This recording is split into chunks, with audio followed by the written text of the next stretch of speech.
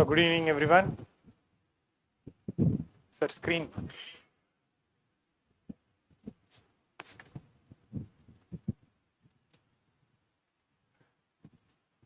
Good evening. Viewers join பண்ணிட்டே இருக்காங்க. ஒரு few secondsல few more minutesல start பண்ணிடலாம். Good evening everyone. Good evening.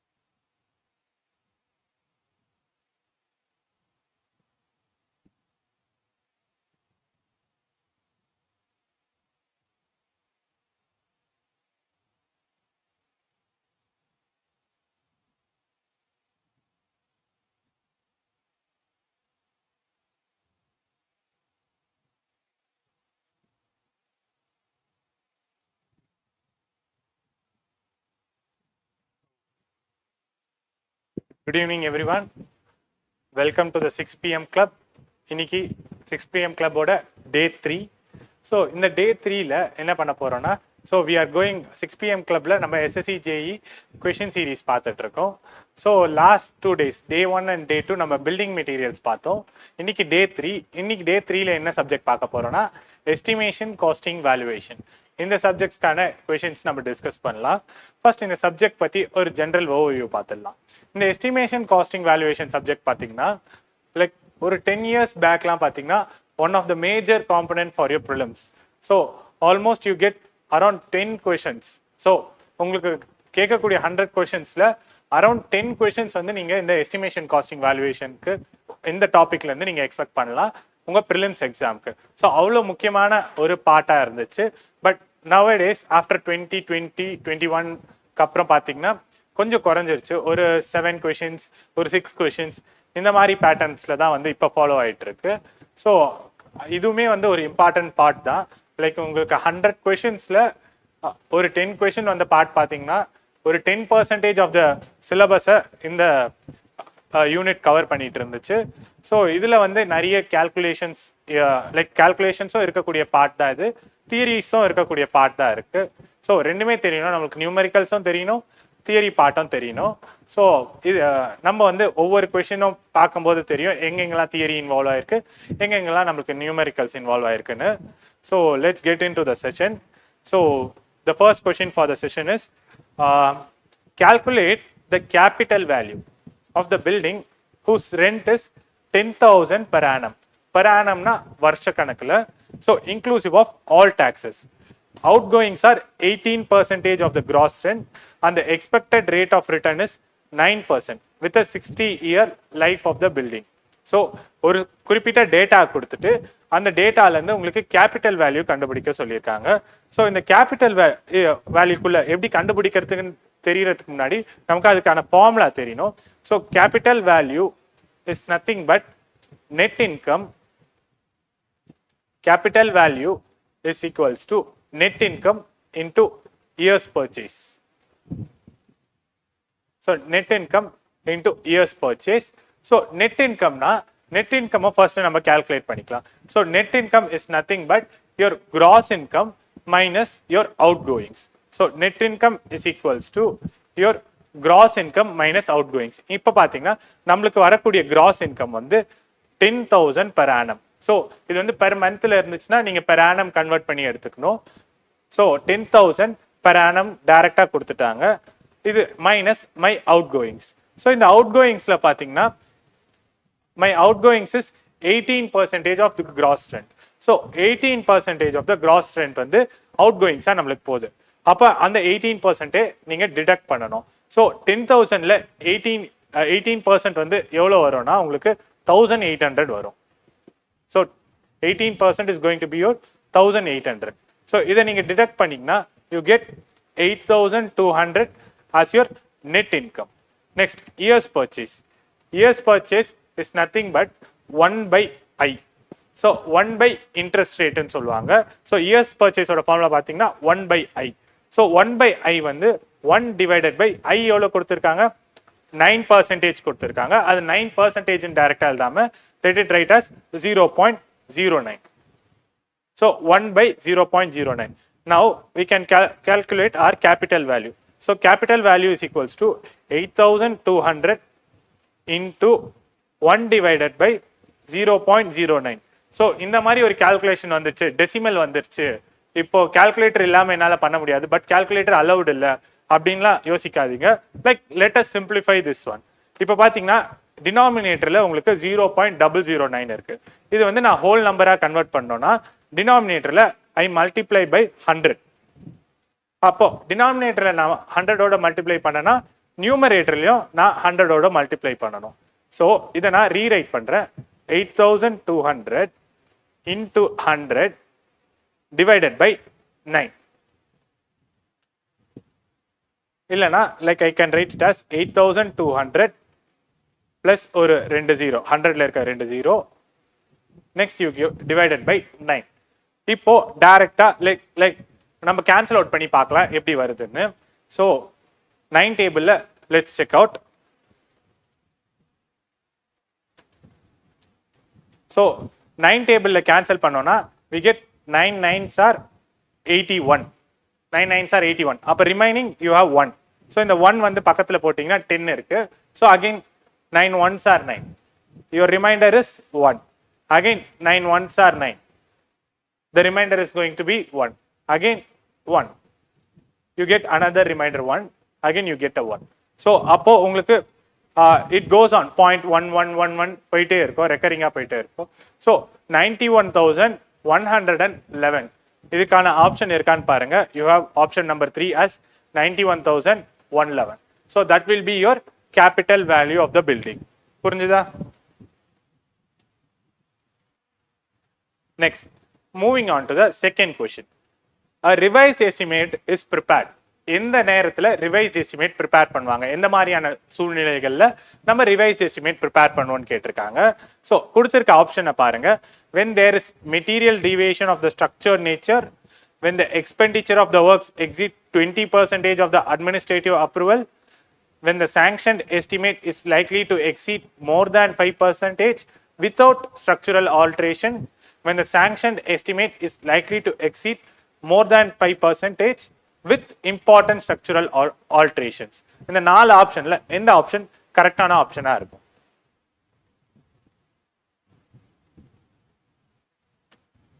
Revised estimate எந்த மாதிரியான கண்டிஷன்ஸ்க்கு நம்ம ப்ரிப்பேர் பண்ணுவோம், எந்த மாதிரியான சூழ்நிலைகள்ல?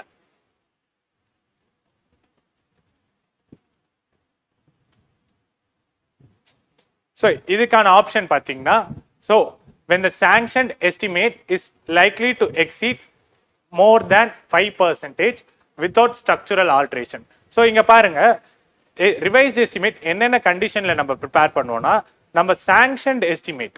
So இந்த sanctioned estimate வந்து 5% மேல வேரி ஆகுதுன்னா நம்ம revised estimateக்கு போவோம்.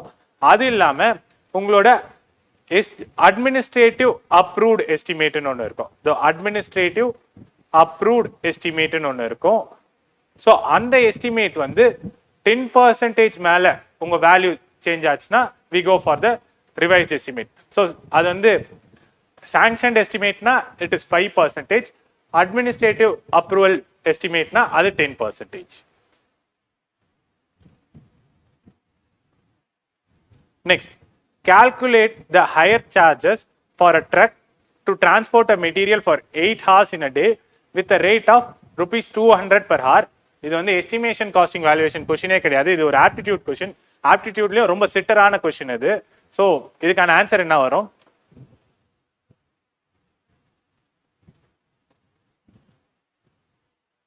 ஸோ இதுக்கு பார்த்தீங்கன்னா 8 hours a day 200 per hour. அப்போ 8 into 200. 8 hours a day 8 into 200. So it is going to be 1600. So 1600, option 1. Next, question number 4. Which of the following methods is used for measuring earthwork? Like கொடுத்திருக்கக்கூடிய 4 ஆப்ஷன்ல earthwork relate பண்ணிருக்கக்கூடியது எதுன்னு கேக்குறாங்க. Like which is the tolerances for the earthwork quantity estimation? So area and volume shall be nearest worked out to 0.01 meter square and 0.01 meter cube. Volume shall be worked out to the nearest 0.02 m cube. Area and volume shall be worked out to the nearest to 0.03 m meter and 0.03 meter. The area shall be worked out to the nearest to 0.02 meter square. So in the options பார்த்து நீங்க ஆப்ஷன்ஸ்ல இருந்து delete பண்ண try பண்ணலாம்.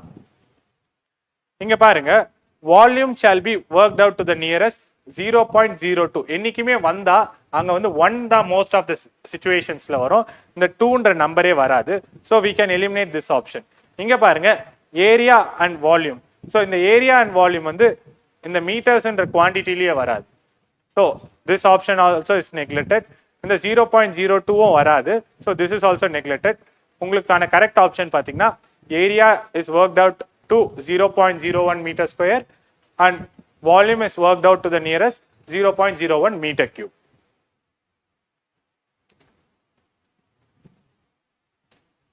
Next, if detailed drawings are not available, the steel reinforcement may be calculated approximately on the basis of dash: height of the building, brickwork, concrete, size of bending.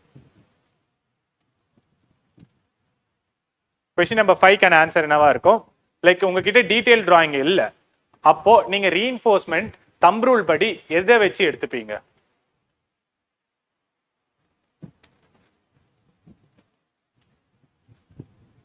Yes. So நம்ம கிட்ட detailed drawings available இல்லனா நம்ம thumb rule படி volume of concrete வச்சு தான் வந்து நம்ம percentage basisல steel reinforcement எடுத்துப்போம். அதுலயும் முக்கியமா இந்த percentagesலாம் நமக்கு தெரியணும்.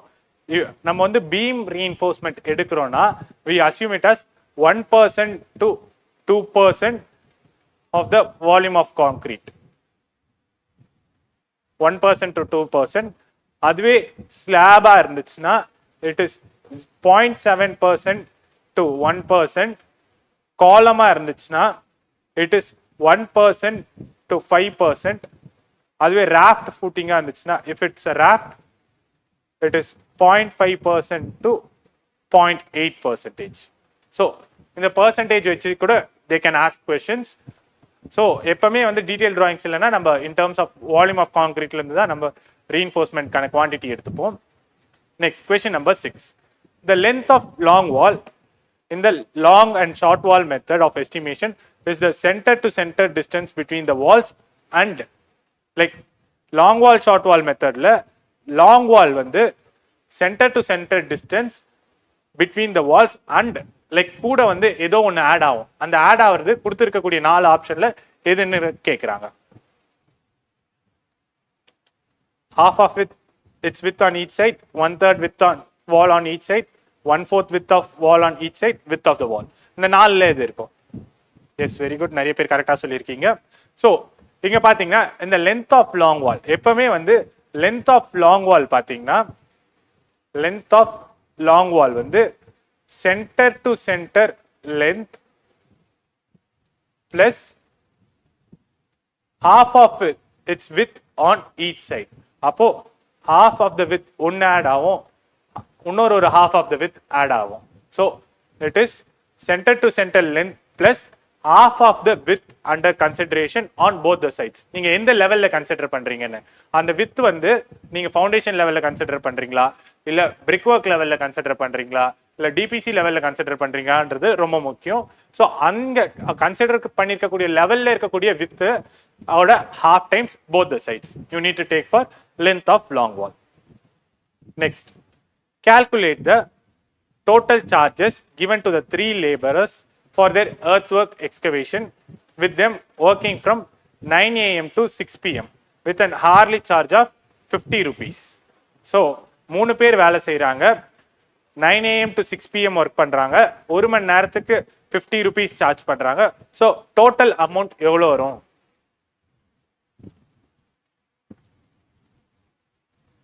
What will be the total amount?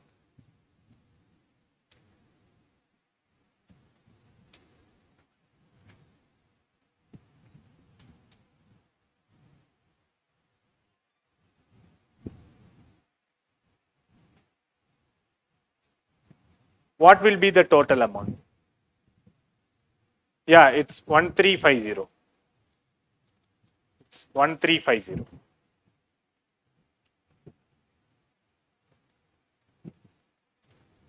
It's 1350. Normal calculation, arithmetic calculations தான் இது. So 9 AM ல இருந்து 6 PM க்கு வந்து எத்தனை ஹார்ஸ் நீங்க கண்டுபிடிக்கணும். அதுல ஒரு ஹார்ஸ்க்கு 50 rupees charge multiplied by 3 number of labors. Next. Allowances for contingencies can be expressed as a percentage of. Like நம்ம வந்து contingencies னு ஒன்னு சொல்லுவோம். அந்த contingencies is a percentage of what ன்னு கேக்குறாங்க. Like it is a percentage of which of the following four? Supervision charges, total cost, rate of each item, இல்ல establishment charges. Like வந்து contingencies வந்து 3% to 5% assume பண்றோம்ல, அந்த 3% to 5% of what? எதோட 3% of 5%?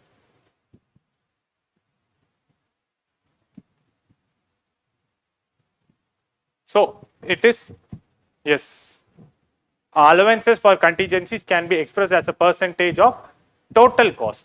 So it can be either total cost or இதுல வந்து இன்னொரு estimated cost ன்னு option இருந்தாலும் you can go for that. So it is either total cost or estimated cost.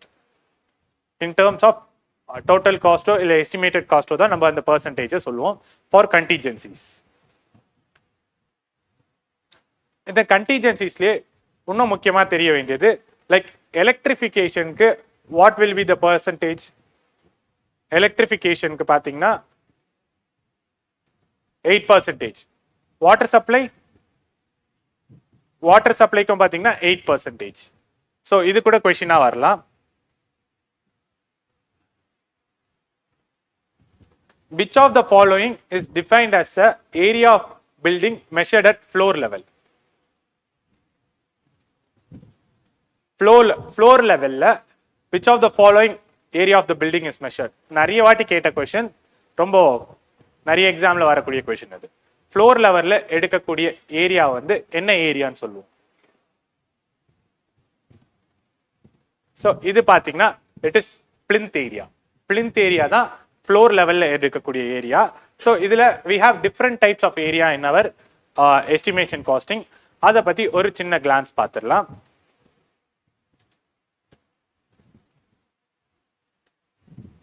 So இதுதான் உங்களுக்கு ஒரு எஸ்டிமேட் ப்ரிப்பேர் பண்றீங்கன்னா what is your plinth area. So நீங்க plinth ஏரியான்னு பாத்தீங்கன்னா ஸோ இந்த plinth ஏரியால என்னென்ன கவர் ஆகணும்ன்றது உங்களுக்கு தெரியும். இந்த plinth ஏரியால பாத்தீங்கன்னா it covers all, it is from exterior to exterior dimension. So இந்த எக்ஸ்டீரியர் டு எக்ஸ்டீரியர்னு பாத்தீங்கன்னா உங்களோட வால் ஏரியாவும் வந்து plinth ஏரியால கவர் ஆகும். அதுதான் நமக்கு முக்கியமா தெரிய வேண்டிய ஒண்ணு. plinth area is the base area up to the external dimension and including walls at all floors. So floor level நீங்க கன்சிடர் பண்ணீங்கன்னா அங்க உங்களோட wall thicknessமே வந்து கன்சிடர் பண்ணுவீங்க உங்களோட plinth ஏரியால. அப்புறம் plinth ஏரியால வேற என்ன கேட்கலாம்னா இப்போ வந்து ஒரு காமன் வால்ல வந்துருச்சு. இப்போ இந்த common wall is shared by 2 owners. 2 owner share பண்றாங்க அந்த காமன் வால்ல. அப்போ லைக் அது எப்படி பிரிப்பாங்கன்னா 50% of the wall base area will be considered by single owner in case of shared wall. அப்ப அந்த shared wall ஓட thickness வந்து 50% வந்து left hand side owner இருக்கும், 50% right hand side owner இருக்கும். It will be பிரிச்சு like it will be shared between those two. Next, plinth area வந்து ஒரு வெராண்டா இருக்கு, ஓபன் வெராண்டா. ஸோ அந்த வெராண்டாவை நீங்க கன்சிடர் பண்ணணுமா plinth ஏரியால அப்படின்னா அந்த வெராண்டா வந்து கவர்டா இருந்துச்சுன்னா you need to consider 100% of the veranda area should be included in your plinth area. இப்போ இல்ல என்னோட வெராண்டா வந்து ஓபன் வெராண்டாவா இருக்கு, கவர் ஆகல, மேல வந்து எனக்கு கவர் ஆகல அப்படின்னா 50% of the veranda area has to be added in the plinth area. So இந்த ரெண்டு சிச்சுவேஷனும் இல்லாம எனக்கு இன்னொரு சிச்சுவேஷன் வந்திருக்கு, என்கிட்ட வெராண்டா இருக்கு, பாதி கவர் ஆயிருக்கு பாதி கவர் ஆகல அப்படின்னா எந்த லென்த் வரைக்கும் உங்களுக்கு கவர் ஆயிருக்கோ அந்த ஏரியாவை வந்து நீங்க ஃபுல்லா கன்சிடர் பண்ணணும். கவர் பண்ணாத ஏரியால நீங்க 50% கன்சிடர் பண்ணணும் உங்களோட plinth ஏரியால. நெக்ஸ்ட் அப்புறம் உங்களுக்கு ஷாஃப்ட் கொடுத்துருப்பாங்க. பெரிய பெரிய பில்டிங்ல எல்லாம் பாத்தீங்கன்னா யூ ஹேவ் ஷாஃப்ட். ஸோ அந்த ஷாஃப்ட் எதுக்குன்னா உங்களோட டக் பைப்ஸ்லாம் வந்து இறக்கிறதுக்காக அந்த ஷாஃப்ட் கொடுத்துருப்பாங்க. அப்போ இந்த ஷாஃப்ட் கொடுத்துருந்தா அந்த ஷாஃப்டோட ஏரியா வந்து நம்ம பிளிந்த் ஏரியால கன்சிடர் பண்ணணுமா வேணாமான்னு பாத்தீங்கன்னா அந்த ஷாஃப்டோட ஏரியா வந்து less than 2 ஸ்கொயர் மீட்டரா இருந்துச்சுன்னா ஏரியா இஸ் கன்சிடர்ட். இல்ல அந்த ஷாஃப்ட் ஏரியா வந்து greater than 2 ஸ்கொயர் மீட்டரா இருந்தா your area shaft area is not considered in your plinth area. இதை தவிர்த்து வேற என்னெல்லாம் இருக்குன்னா like your architectural cornice, vertical sun breakers இதோட ஏரியா எல்லாம் will not be included in your plinth area. Balconies 100 cover பண்ணியிருந்தா 100% area, not coveredனா 50% area. அப்புறம் ஆல்கோ பாக்ஸ் லைக் ப்ரொஜெக்ஷன், நம்ம விண்டோஸ்ல ப்ரொஜெக்ஷன் கொடுக்குறோம்ல அந்த ப்ரொஜெக்ஷன் ஏரியா, அந்த ப்ரொஜெக்ஷன் ஏரியா வந்து லைக் பிரிச்சிருக்காங்க. அதோட பேஸ் ஏரியா ஆஃப் ஆல்கோ வந்து லைக் லெஸ் தேன் 1 மீட்டர், அந்த அதோட ஹைட் வந்து 25% of the base area is taken. அந்த ஹைட் வந்து 1 மீட்டர் டு 2 மீட்டரா இருந்தா 50% of the base area, greater than 2 மீட்டரா இருந்துச்சுன்னா it is 100% of the base area you need to take for your plinth area estimate. So இது வந்து கொஞ்சம் நம்ம உன்னிப்பா பார்க்க வேண்டிய ஒன்று, கொஞ்சம் டீட்டெயிலாக நமக்கு தெரியணும். ஏன்னா நிறைய இடத்துல வந்து which of the following is included in the plinth area, not included in the plinth area னு எல்லா SSC JE கொஸ்டின் பேப்பரும் எடுத்து பார்த்தீங்கன்னா கண்டிப்பா ஏதாச்சும் ஒரு ஷிஃப்ட்ல அந்த கொஸ்டின் வந்திருக்கும். இதை தவிர்த்து என்னென்னலாம் இன்க்ளூட் ஆயிருக்கும்னு பார்த்தீங்கன்னா area of galleries, so that is included. Area of mezzanine ஃப்ளோர்ஸ்லாம் இருந்துச்சுன்னா அந்த ஏரியாவும் இன்க்ளூடட். ஏரியா ஆஃப் லாஃப்ட் அது நாட் இன்க்ளூடட். அப்புறம் வெர்டிகல் சன் பிரேக்கர்ஸ் அதுவும் not included. If you are box louvers that is also not included. Terrace is also not included. Dome projection எதனாச்சும் இருந்துச்சுன்னா so that is also not included. இதெல்லாம் வந்து உங்களுக்கு plinth ஏரியால include ஆகாதது. So வெறும் கேலரிஸோ mezzanine ஃப்ளோர்ஸோ இருந்துச்சுன்னா அது மட்டும் தான் உங்களுக்கு plinth ஏரியால இன்க்ளூட் ஆகும். ஸோ இதை தவிர்த்து நம்மளுக்கு வேற என்னென்ன ஏரியா இருக்குன்னு பார்த்தீங்கன்னா you have floor area. So floor ஏரியானா ஒன்றும் இல்லை, it is plinth area minus wall area. So plinth ஏரியால நம்ம வால் ஏரியாவை கன்சிடர் பண்ணியிருப்போம். ஃப்ளோர் ஏரியால plinth ஏரியால இருந்து அந்த வால் ஏரியாவை மட்டும் டிடெக்ட் பண்ணோம்னா you get your floor area. இந்த ஃப்ளோர் ஏரியாலையும் பார்த்தீங்கன்னா ஃப்ளோர் ஏரியா எதெல்லாம் எக்ஸ்க்ளூட் பண்ணோம்னா your openings, if you have any intermediate pillar or if you have any flue pipes in the wall. ஆனால் இந்த ஃப்ளோர் ஏரியால இன்க்ளூட் ஆகுறதா ஒன்று இருக்கு. என்ன இன்க்ளூட் ஆகும்னா உங்களோட கிச்சன் கவுண்டர் டாப் வந்து உங்களோட ஃப்ளோர் ஏரியால இன்க்ளூட் ஆகும். அப்புறம் ஏரியா ஆஃப் ஃபயர் பிளேஸ் அதுவும் உங்களுக்கு ஃப்ளோர் ஏரியால இன்க்ளூட் ஆகும். ஸோ இதுதான் with respect to floor area. Next is your circulation area. So circulation ஏரியானா area use for movement in buildings. So நம்ம நடந்து போறதுக்கான இருக்கக்கூடிய ஏரியா தான் வந்து சர்க்குலேஷன் ஏரியான்னு சொல்லுவோம். ஸோ அந்த circulation will be both horizontal circulation, vertical circulation. So horizontal circulation பார்த்தீங்கன்னா is your verandahs, balconies, passages, corridors இதெல்லாம் உங்களுக்கு ஹாரிசான்டல் மூவ்மெண்ட்க்கு யூஸ் பண்ணக்கூடிய சர்க்குலேஷன் ஏரியா. இதுல வந்து 10 to 15% of the plinth area is taken as your circulation area for horizontal movement. இதுவே vertical movement உங்களுக்கு lift, stairs அதெல்லாம் இருந்துச்சுன்னா 4 to 5% of your plinth area is considered for your circulation area for vertical movement. So இதுதான் with respect to circulation area. Next is your carpet area. Carpet area பார்த்தீங்கன்னா it is the usable area or livable area or lettable area, எப்படியா வேணாலும் சொல்லலாம். So எந்த ஏரியால நம்ம வாழ தகுந்த இடம் அப்படின்னு சொல்றது தான் அந்த கார்பெட் ஏரியா. இந்த கார்பெட் ஏரியா பார்த்தீங்கன்னா it is floor area minus circulation area minus நான் யூசபிள் ஏரியா. ஸோ நான் யூசபிள் ஏரியால யூஸ்வலா என்ன வரும்னா உங்களோட சானிட்டரி அகாமடேஷன், உங்களோட பாத்ரூம்ஸ், டாய்லெட்ஸ் அதெல்லாம் வந்து உங்களோட நான் யூசபிள் ஏரியாவா வந்துடும். ஸோ அதெல்லாம் நீங்க டிடெக்ட் பண்ணிக்கலாம். So that will give you your carpet area. So next residential பில்டிங்ல இந்த யூசபிள் ஏரியா, லிவபிள் ஏரியா வச்சு தான் வந்து they fix their rent. Commercial பில்டிங்ஸ்ல it is called as lettable area.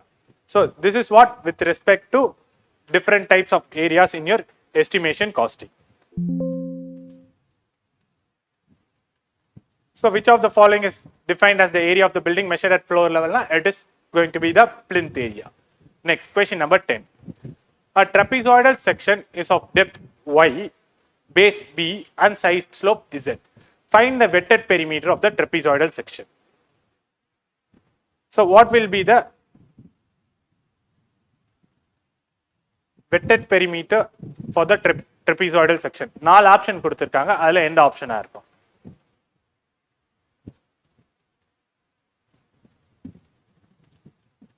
So ஒரு trapezoidal செக்ஷன் இருந்துச்சுன்னா அந்த trapezoidal செக்ஷனோட ஏரியா பார்த்தீங்கன்னா it is b plus z d square. ஜெட்ன்றது ஸ்லோப். ஸோ இல்லை எஸ் கொடுத்துருந்தாங்கன்னா s b plus s d square. So இதோட வெட்டட் பெரிமீட்டர் பி பார்த்தீங்கன்னா p plus 2y into root of 1 plus z square. So root of 1 plus z square இங்கே வந்து இந்த ரூட்டை நம்ம மாற்றி எழுதலாம். the whole power 1 by 2 னு எழுதிக்கலாம். So it is b plus 2y into 1 plus z square. The square root I am writing it as the whole power 1 by 2. இந்த மாதிரியும் நம்ம ரீரைட் பண்ணி எழுதிக்கலாம். So இதுக்கு சூட்டபிள் ஆப்ஷன் பார்த்தீங்கன்னா ஆப்ஷன் 4. So இதுதான் உங்களுக்கு சூட்டபிள் ஆப்ஷனா இருக்கும். Next question number 11. So இந்த question number 11 பாருங்க. As per IS 3495 part 3, the soluble salts if present in the bricks will cross efflorescence on the surface of bricks. If white deposits cover about 10% of the surface, the efflorescence is said to be like severity வெச்சி கேக்குறாங்க. 10% of the area efflorescence நால affect ஆயிருக்கு. அப்போ நீங்க அதை எப்படி classify பண்ண போறீங்க? ஹெவியா, மாடரேட்டா, ஸ்லைட்டா, நில்லா? ஸோ இதுக்கு பார்த்தீங்கன்னா you classify it as slight. So இதுக்கான இது என்னென்னு பார்த்துடலாம். If you have no efflorescence, like எங்கேயுமே வந்து எஃப்ளோரசன்ஸ் இல்லைன்னா இட் இஸ் கால்ட் அஸ் நில் கேட்டகரியில் வந்துடும். உங்களுக்கு வந்து 10% ஆஃப் த ஏரியா வரைக்கும் கவர் ஆயிருந்துச்சுன்னா it is called as slight. Next உங்களுக்கு 50% ஆஃப் த ஏரியா வரைக்கும் எஃப்ளோரசன்ஸ் அஃபெக்ட் ஆயிருந்துச்சுன்னா it is moderate. If it is going to be greater than 50, it is heavy.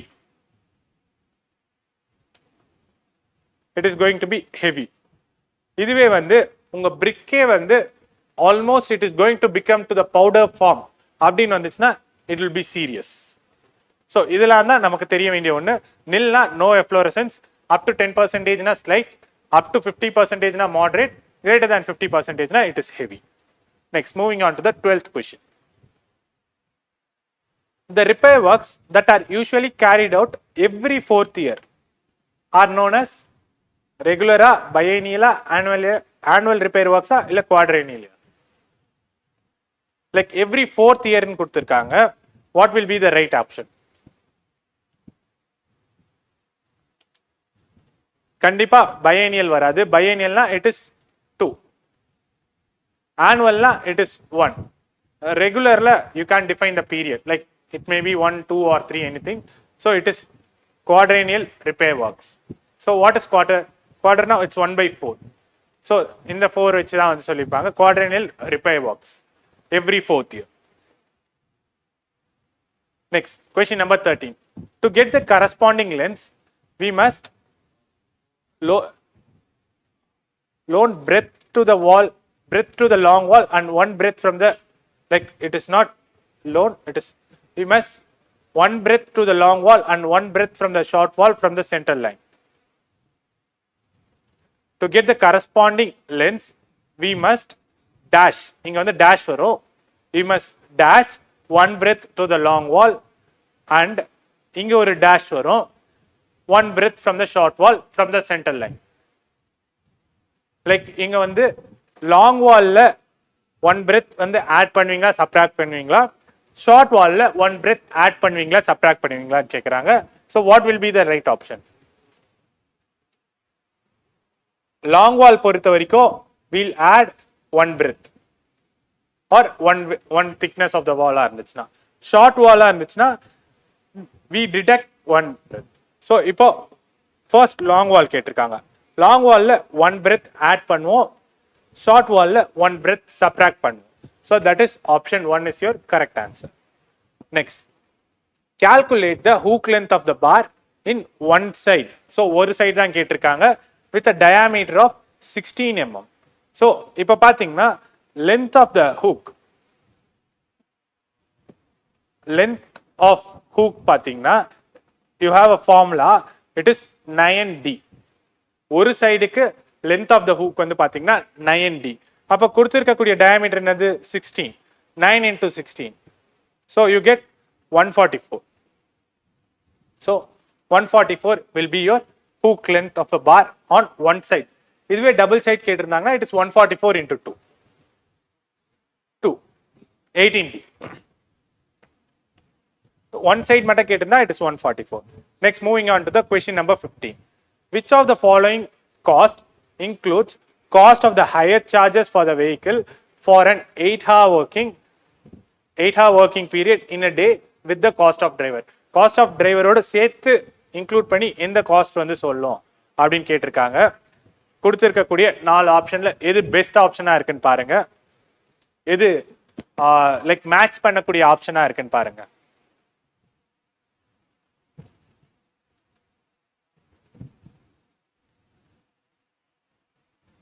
Which of the following cost includes the cost of hire charges of the vehicle for 8-hour working period in a day with the cost of driver?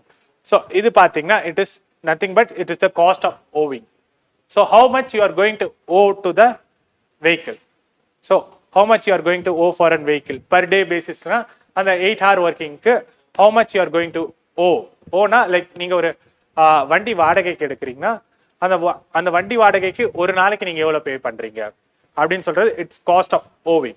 So that includes the cost of driver also.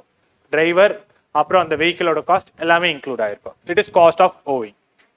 Next, which of the following keeps records of the receipts, issues, running balance of certain items of stock, especially of the fitting items? Quantity accounts, stock items, bin card, value account.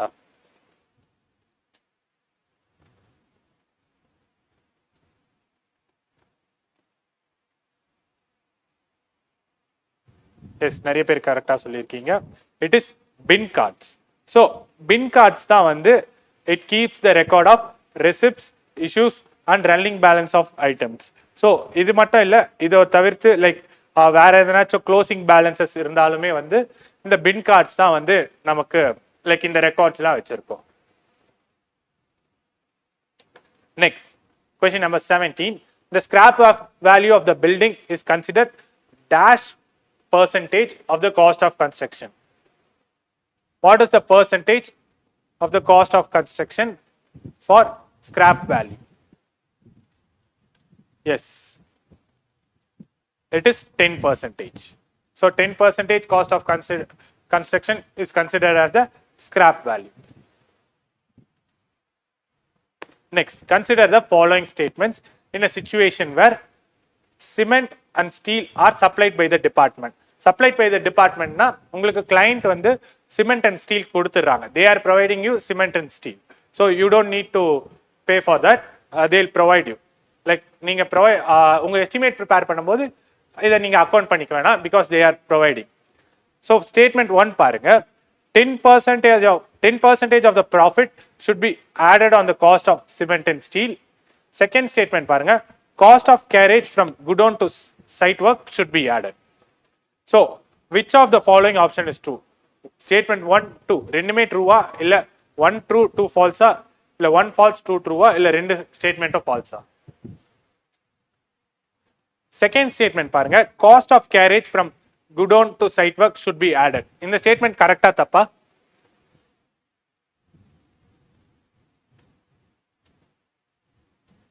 பாத்தீங்கன்னா this statement is right. First statement பாருங்க, 10% of the profit should be added to the cost of cement and steel. So cement and steel உங்களுக்கு வந்து client கொடுத்துறேன்னு சொல்றாங்க. So client ஒரு பொருள் கொடுக்கும்போது அதுல நீங்க எப்படி profit percentage fix பண்ண முடியும்? So it is already given to you. So அதுல பாத்தீங்கன்னா நீங்க profit வந்து like இந்த profit percentageலாம் add பண்ணக்கூடாது.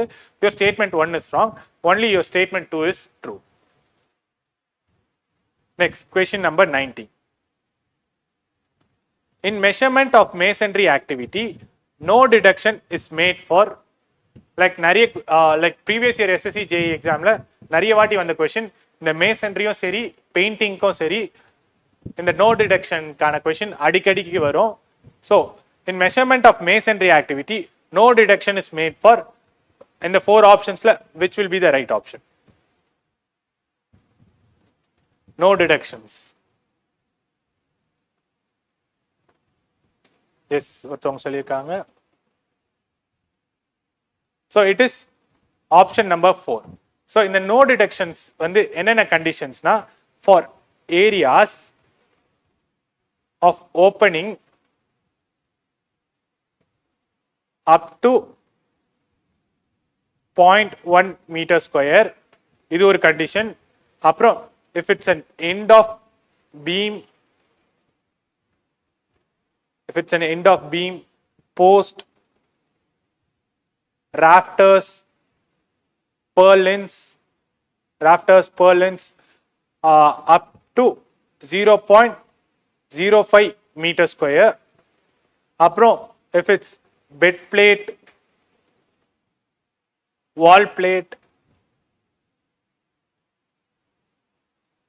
up to 10 centimeters.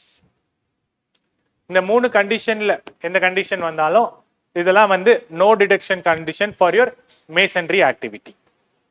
Next,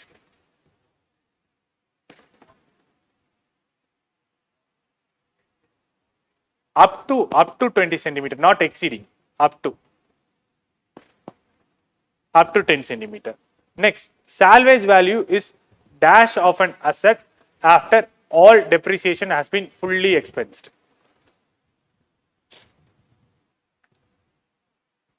What will be the salvage value after all depreciation has been fully expensed? The depreciation value எல்லாத்தையும் கழிச்சிட்டீங்கன்னா what will be the salvage value? Like அது வந்து எதுவா இருக்கும், கொடுத்திருக்கக்கூடிய நாள்ல எதுவா இருக்கும்? Yes, very good. Prem Balaji.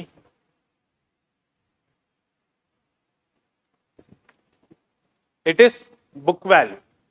So salvage value is the book value of an asset after all depreciation has been fully expensed.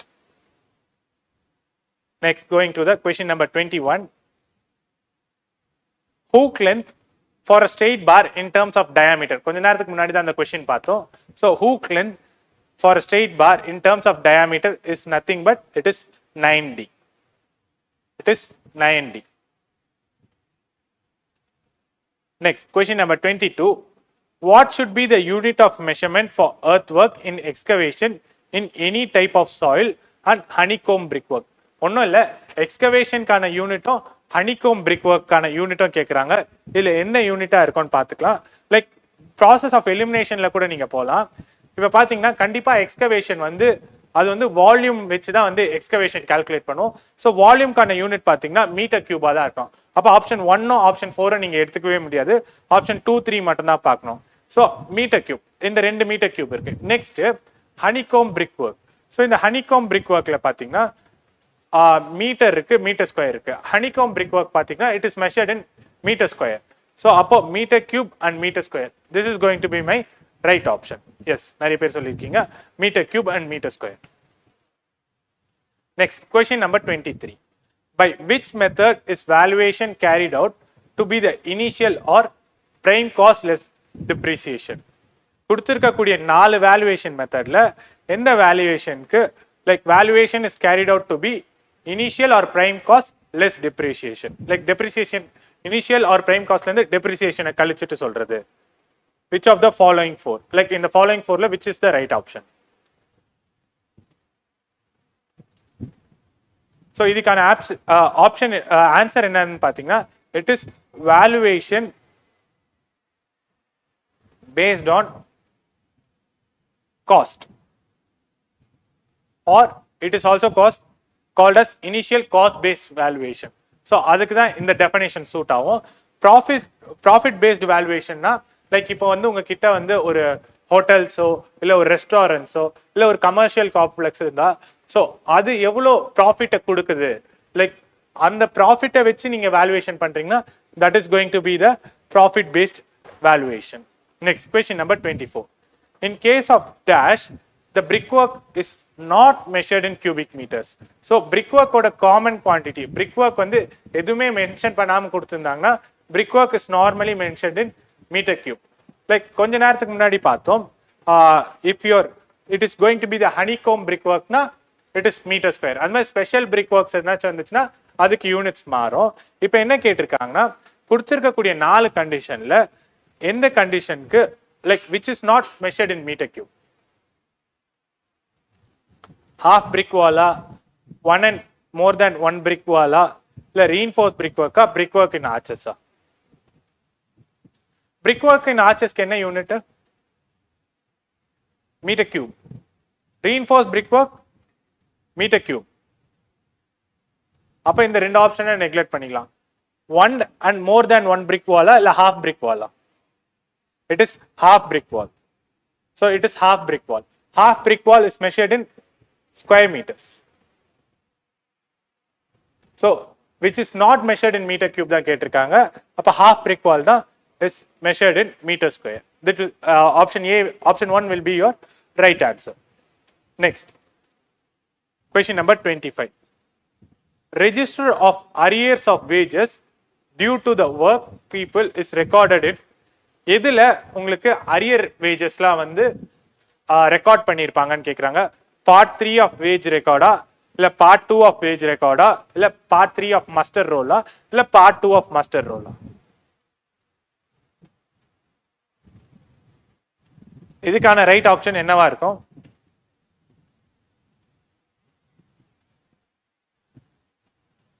List of arrears of wages. Wages arrears எதுல இருக்கும்னு பாத்தீங்கன்னா it will be in your part 2 of muster roll. இதை பத்தி தெரிஞ்சுக்கலாம் கொஞ்சம். Muster ரோல்னா என்னதுன்னு தெரிஞ்சுப்போம். So what is your muster roll? So இந்த மஸ்டர் ரோல்ல என்னென்ன ரெக்கார்ட்ஸ் இருக்குன்னு தெரிஞ்சுப்போம். இந்த மஸ்டர் ரோல்ல தான் உங்களோட அட்டண்டன்ஸ், லைக் எவ்வளோ பேமெண்ட் பண்ணியிருக்காங்க, how much is the unpaid wages, அப்புறம் work done by labourers in execution. Execution ஒர்க்ல how much amount of the work is done by laborers. இந்த டீடைல்ஸ் எல்லாமே வந்து உங்களோட மஸ்டர் ரோல்ல தான் இருக்கும். இந்த மஸ்டர் ரோலோட பார்ட் 1ல பாத்தீங்கன்னா there will be nominal role. So nominal ரோல்னா ஒன்றும் இல்லை, டீடைல்ஸ் ஆஃப் லேபரோட நேம், லைக் நேம், லேபரோட date of birth, age, sex, இது எல்லாமே இருக்கும். அது பார்ட் 1. பார்ட் 2ல தான் உங்களுக்கு இந்த ரெஜிஸ்டர் ஆஃப் அரியர்ஸ் இருக்கும். ரெஜிஸ்டர் ஆஃப் அரியர்ஸ்லாம் வந்து உங்களுக்கு பார்ட் 2ல இருக்கும். பார்ட் 3ல என்ன இருக்கும்னு பாத்தீங்கன்னா like it is the details of measurement of works done by the people or done by the labours. Details of measurement of works, எவ்வளோ வேலை செஞ்சிருக்காங்க, லைக் என்ன அவங்க பிரிக் ஒர்க் பண்ணியிருந்தா எவ்வளோ எம்கியூப் ஒர்க் பண்ணியிருக்காங்க, இல்லை அவங்க கான்கிரீட் போட்டிருந்தா எவ்வளோ எம்கியூப் ஆஃப் கான்கிரீட் போட்டிருக்காங்க. So it part 3 deals with the details of measurement of work done, like how much work they have done. So this part 3 deals with the measurement of work. So part 2 deals with the register of arrears, part 1 deals with the nominal role. So இது வந்து கொஞ்சம் additional information தெரிஞ்சுக்கோங்க. Next, 26th question. During a cement mortar plastering of a brick wall, the ratio 1:4. உங்களோட cement mortar-ஓட ratio 1:4 ன்னு சொல்றாங்க. அந்த 1னா என்னது, 4னா என்னதுன்னு கேக்குறாங்க. ஸோ நம்ம பிளாஸ்டரிங்ல பாத்தீங்கன்னா பிளாஸ்டரிங்ல என்ன நம்ம யூஸ் பண்ணுவோம், cement mortar. So let assume we use cement mortar. So இந்த சிமெண்ட் மோட்டார்ல என்னென்ன காம்பனன்ட்ஸ் இருக்கும்? சிமெண்ட் மோட்டார்ல பாத்தீங்கன்னா you have 2 components. One is going to be the cement, next is going to be your fine aggregate. This fine aggregate, அதுக்கப்புறம் இது கூட you have water. This is going to be the cement motor.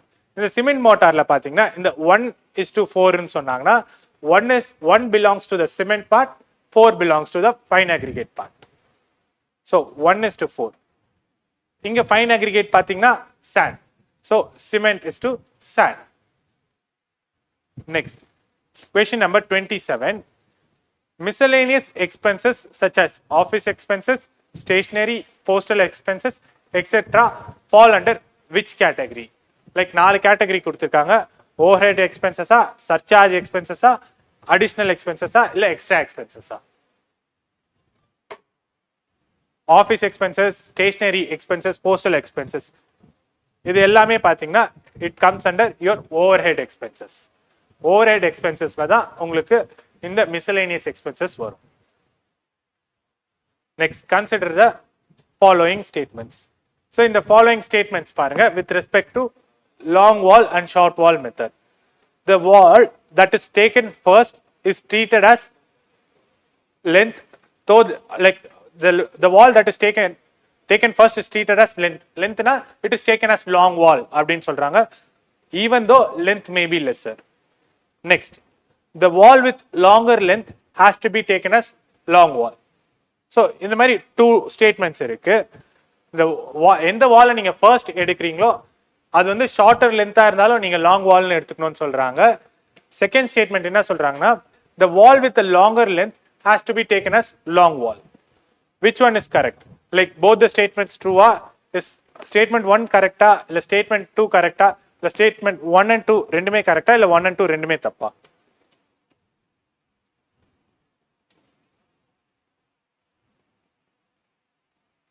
So the wall with longer length is taken as long wall. ஏன்னா long wall ஓட like அதோட general philosophy என்ன சொல்றோம்? It is center to center distance plus one breadth or half the breadth at each sides ன்னு சொல்றோம். So the wall with longer length has to be taken as long wall. So this statement only statement 2 is true அப்படினு. But ஆனா இதோட key என்ன கொடுத்திருந்தாங்கன்னா, only statement 1 is true ன்னு கொடுத்திருந்தாங்க. So this needs to be checked. Like இத பத்தி பாருங்க வேற ஏதாச்சும் கீஸ் இருக்கான்றது. So official கீல பாத்தீங்கன்னா only statement 1 is true ன்னு கொடுத்திருந்தாங்க. Next, question number 29. So which term indicates the stage in which total predetermined cost of construction of the project is to be spread over? Like in the stagesல predetermined cost of construction பத்தி சொல்றாங்க. Financial planning லயா, budget planning லயா, cost determination லயா இல்ல cost planning லயா? Like you have a keyword here, predetermined cost of construction வந்து எந்த ஸ்டேஜ்ல சொல்றாங்கன்னு. It is decided in the cost planning stage. Like in the cost planning stageல தான் predetermined cost of construction வந்து எப்படி நம்ம spread பண்ணி like how the amount is going to be spread அப்படினு பார்க்க போறோம். இந்த financial planningல என்ன பண்ணுவாங்கன்னா, future financial goals they will set. Like என்னோட turnovers how it's going to be, அதுதான் இந்த financial planningல பண்ணுவாங்க. budget planningல like budget planningல தான் they'll construct a budget, like இந்த செக்டாருக்கு இவ்வளவு காசு கொடுக்கணும், இந்த செக்டாருக்கு இவ்வளவு காசு கொடுக்கணும். So that is your budget planning. So in the cost planning la da வந்து cost of construction பத்தி we'll discuss. Next, the last question for the session, the painting of walls, doors and windows is measured in painting in ஒரு quantity இருக்கு. அந்த quantity என்ன யூனிட்ல measure பண்ணுவாங்கன்னு கேக்குறாங்க. So what will be the answer? It is square meters, square units ல தான் measure பண்ணுவாங்க. So painting நாலே painting, அப்புறம் வந்து plastering, இது எல்லாமே வந்து ஸ்கொயர் யூனிட்ஸ் தான் இருக்கும். Flooring also will be in square units. DPC will also be in square units. So இதெல்லாம் வந்து இந்த யூனிட்ஸ்லாம் வந்து ரொம்ப முக்கியம். நீங்கள் எஸ்டிமேஷன் காஸ்டிங் வேல்யூவேஷன் பொறுத்த வரைக்கும் பார்த்தீங்கன்னா உங்களுக்கு வந்து ஃபர்ஸ்ட் என்ன தெரியணும்னு பார்த்தீங்கன்னா, குவான்டிட்டி டேக் ஆஃப், பிரிக் ஒர்க்குக்கு குவான்டிட்டி டேக் ஆஃப், அப்புறம் வந்து சிமெண்ட் மோட்டாருக்கு குவான்டிட்டி டேக் ஆஃப், ஸ்டீலுக்கு குவான்டிட்டி டேக் ஆஃப், கான்கிரீட்க்கு குவான்டிட்டி டேக் ஆஃப். அப்புறம் இந்த பிரிக் ஒர்க்ல பார்த்தீங்கன்னா most common question என்ன வரும்னா 1 m cube of brickwork க்கு how many number of bricks அது தெரியணும்.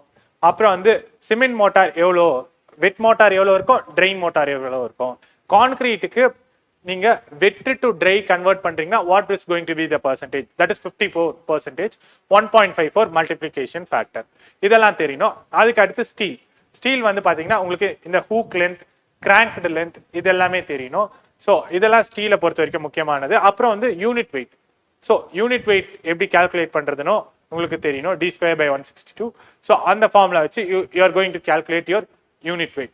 Next earth work, volume of earth work, mid section formula, prismoidal formula, mean section formula, இந்த ஃபார்முலாஸ்லாம் தெரிஞ்சுக்கணும் வால்யூம் ஆஃப் எர்த் ஒர்க்கு. அதுக்கப்புறம் பில்டிங் எஸ்டிமேட்ஸ்ல central line method, long wall short wall method.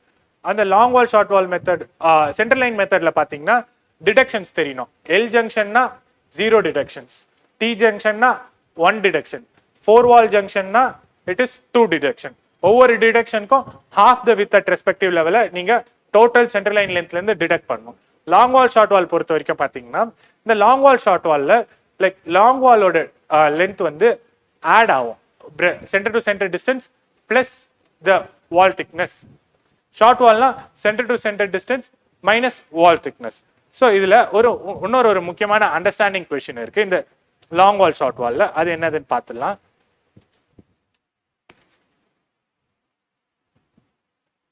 இங்க பாத்தீங்கன்னா the question is as I move from foundation to brickwork. நான் foundation level இருந்து brickwork க்கு move ஆகுறேன். as I move from foundation level to brickwork level, my length of long wall increases or decreases. நான் foundation level இருந்து brickwork levelக்கு போறேன். இந்த மாதிரி போகும்போது என்னோட length of long wall குறைஞ்சிட்டே போகுமா, கீழ இருந்து போகும்போது குறைஞ்சிட்டே போகுமா இல்ல கூடிட்டே போகுமா?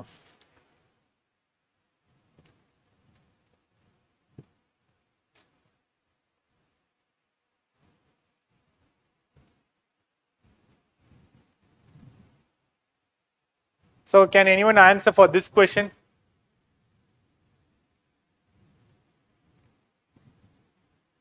என்னோட லாங் வால் லென்த் வந்து ஃபவுண்டேஷன் லெவல்ல இருந்து பிரிக் ஒர்க்குக்கு போகும்போது என்னோட லாங் வால் லென்த் குறைஞ்சிட்டே இருக்குமா கூடிட்டே இருக்குமா?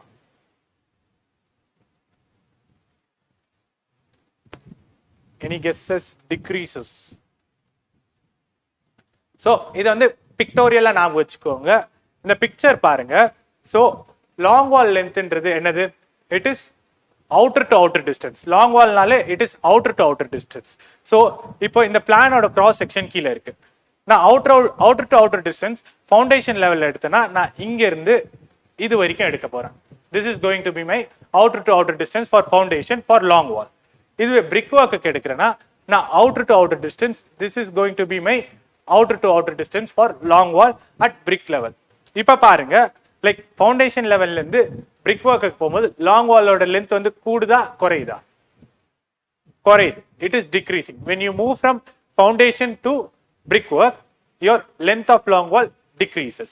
Now coming to the short wall, same, you are moving from foundation level to brickwork. Foundation level and the brickwork move ஆவறீங்க.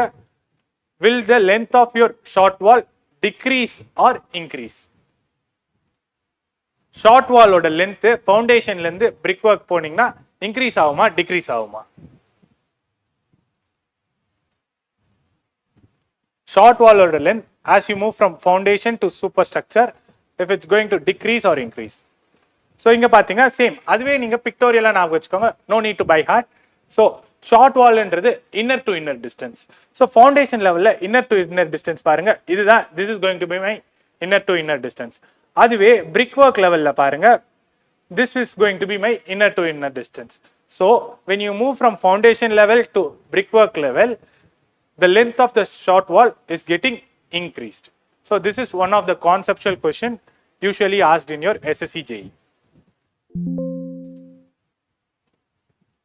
Hope we are done with the 30 questions for the day.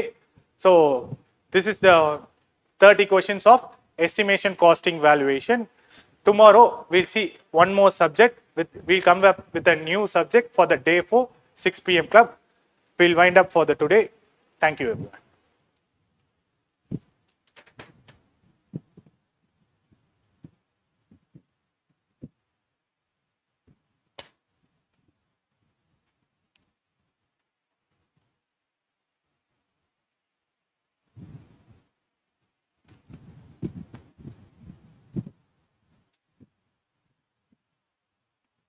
Material deviation இருந்தால் original estimate revise பண்ணோம்ல.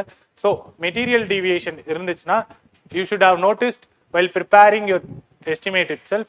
So அப்போவே உங்களுக்கு தெரிஞ்சிருக்கணும். அப்போ material deviation நடக்குதுன்னா நீங்கள் quantity take ஆஃபே கரெக்டாக பண்ணலை, லைக் எஸ்டிமேட் ப்ரிப்பேர் பண்ணும்போது you have not prepared it properly. So that is what it means.